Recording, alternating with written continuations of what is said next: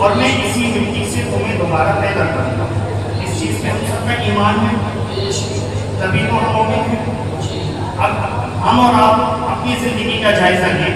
سب سے پہلے میں پھر آپ لوگ کہ جب اللہ رب العزت نے ہمیں اس مٹی سے پیدا کیا تو پھر ہمارا دوبارہ ہمیں اس مٹی میں بھیجے گا, پھر اس کے بعد ہمیں زندہ کرے گا.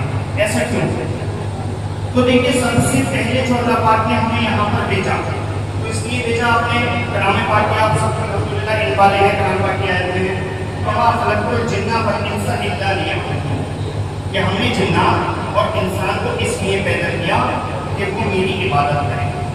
ہم لوگوں کا جو مقصد حیات ہے اور ہم لوگوں کی جو مقصد خلقت ہے وہ اللہ رب العزت کی عبادت ہے. اسی وجہ سے ہمیں دنیا میں کیا کہتے ہیں کہ ہم اللہ رب العزت کی عبادت کریں. عبادت کریں کیوں؟ تاکہ ہمیں ایگزامائن کیا جائے, ہمیں ٹیسٹیفائی کیا جائے, جائزہ لیا جائے کہ جو میں اللہ رب العزت نے ہمیں پیدا کیا اپنی عبادت کے لیے, تو ہم نے زندگی کے ان پلوں کو, زندگی کے ان وقتوں کو اللہ رب العزت کی عبادت میں رہ کر گزارا یا غافل ہو کر گزارا. اب یہ ٹیسٹیفائی کرنے کے بعد کیا ہوگا؟ اب ہمیں ایک اسٹیج کراس کرنی پڑے گی, حضرت اسرائیل علیہ السلام سے ملاقات کرنی پڑے گی, انتقال ہو جائے گا. اس کے بعد جو ہمیں اللہ پاک نے دنیا میں زندگی دے کر ٹیسٹیفائی کرنا تھا, اب ہمیں اللہ رب العزت قیامت کے روز زندہ کرے گا. وہاں ہماری یہ جو اوقات, یہ جو ہمارے وقت گزر رہے ہیں, ان کے بارے میں ہم سے سوال و جواب ہوں گے. تو بس میں تو یہی گزارش کروں گا, اس آیت کو, پیدا ہونے کے مقصد کو اور قیامت کے دن دوبارہ زندہ ہونے کو, ان مقاصد کو ہم اور آپ اپنے ذہن میں رکھیں. قیامت کے دن کی سختیاں اپنے ذہنوں میں رکھیں, اور جو اللہ رب العزت نے ہمارے لیے احکام بتائے ہیں کہ ہم لوگ اپنے دلوں میں رکھیں. کیونکہ دیکھیے ہم لوگ دین سے کھانے والے ہیں, ہم لوگ مبتلا ہیں.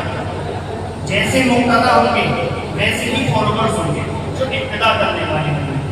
ہم اور آپ کو لوگ اپنا رول ماڈل, اپنا آئیڈیل مانتے ہیں. لہٰذا ہماری اور آپ کی زندگی کا ہر قدم ایسا ہونا چاہیے کہ ہماری وجہ سے مومنین کی بدنامی نہ ہو, ہماری وجہ سے اسلام پر کوئی داغ نہ لگے, کیونکہ ہمارا عمل اسلام کا عمل کہلائے گا. لہٰذا میں آپ لوگوں سے بس یہی ایک گزارش کرتا ہوں کہ ہم اور آپ سب لوگ قیامت کے روز کو یاد رکھیں, شب و روز اپنے اسی میں گزاریں, علم زیادہ سے زیادہ سیکھیں. یہ دیکھیں ایک آپ یہ پڑھنے کا دیکھتے ہیں, یہ لکھا ہے a leader is one who knows the way, goes the way and shows the way. Leader بولے تو قائد وہ ہوتا ہے جسے راستے کی جانکاری ہو, جسے راستے کی جانکاری ہو, یعنی کہ راستے کا علم ہو. goes the way, پھر وہ اس راستے پر خود چلے, and shows the way, اور دوسرے لوگوں کو وہ راستہ دکھائے. تو قائد کے لیے سب سے زیادہ ضروری ہے راستے کا علم ہونا. اب ہم اور آپ جو لوگ ہیں, مدرسے کے طلبہ ہیں, ہمیں اور آپ کو ہی قائد کرنا ہے, وقت میں ہمیں ہی اور آپ کو قیادت کرنی ہے. تو سب سے پہلے ہمیں جانکاری حاصل کرنی ہے, علم حاصل کرنا ہے ہر میدان میں. اس کے بعد علم حاصل کر کے رہنے نہیں دینا ہے, ہمیں اس راستے پر چلنا ہے. کیا لکھا ہے؟ پوچھتا ہے قائد وہ ہے کہ جسے راستے کی جانکاری ہو, پھر وہ اس راستے پر چلے. تیسری چیز انشور کرے, پھر وہ دوسرے لوگوں کو راستہ دکھائے, پھر وہ دوسرے لوگوں کو راستہ دکھائے. جب 5 وقت آپ یہاں آتے ہیں, انشاءاللہ اس تھاٹ کو دیکھیں گے, جب آپ دیکھیں گے آپ کے دماغ میں یہی بات آئے گی, ممکن ہے کہ آپ میں سے قائد بن جائیں, ممکن ہے قائد بن جائیں. تو انشاءاللہ یہ غوث پاک کی مجلس سے ایک تو سنت ادا ہو جائے گی کہ سلطان صلاح الدین ایوبی جیسے پیدا ہو. غوث پاک رضی اللہ تعالیٰ عنہ کے بعد کا اثر تھا کہ سلطان صلاح الدین ایوبی پیدا ہوتے ہیں, اور آج کے دور میں ہمیں ایسے ہی سلطان کی ضرورت ہے. اور بس ایک بات لاسٹ میں آپ لوگوں سے کہتا چلوں کہ انڈیا کو جو میزائل دیا تھا, وہ میزائل ڈاکٹر اے پی جے عبد الکلام نے کی, کیونکہ انہوں نے علم حاصل کیا تھا تو انہوں نے میزائل دی. اسی طریقے سے جو ہندوستان آج آزاد ہوا ہے, علامہ فضل حق خیر آبادی کا بہت ہی بڑا کردار ہے, جو لوگوں کے دلوں میں ایک تپش پیدا کری, آزادی کی, حریت کا جو جذبہ پیدا کیا تھا, وہ علامہ فضل حق خیر آبادی کا بہت ہی بڑا کردار رہا تھا. الغرض ہم یہ کہیں گے سب سے بڑا کردار رہا. تو علامہ فضل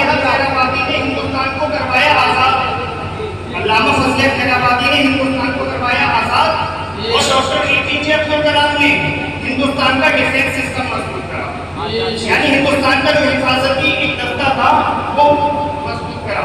تو بھائیوں ہمیں اور آپ کو بھی ان جیسا بننا ہے کہ نہیں بننا ہے، یہ ہمیں اور آپ کو ارادہ کرنا ہے. علم حاصل کریں، مومنوں کی شان بڑھائیں، مومنوں کی عزت بڑھائیں. لاسٹ بات یہ ہے کہ ہارڈ ورک کے سکسیس کہ لگاتار محنت کرنا، محنت یہی کامیابی کی چابی ہے. ہر ایک میں آپ پڑھتے ہوں گے من چلتا بچتا، کہ جو محنت کرتا ہے وہی کر پاتا ہے. فی الحال بس ان دو چیزوں پہ غور کریے. محنت آپ کو کرنی ہے، لگن سے کام کرنا ہے، قیامت کے روز کو اپنی نظروں میں، اپنے ذہنوں میں مستحضر رکھنا ہے.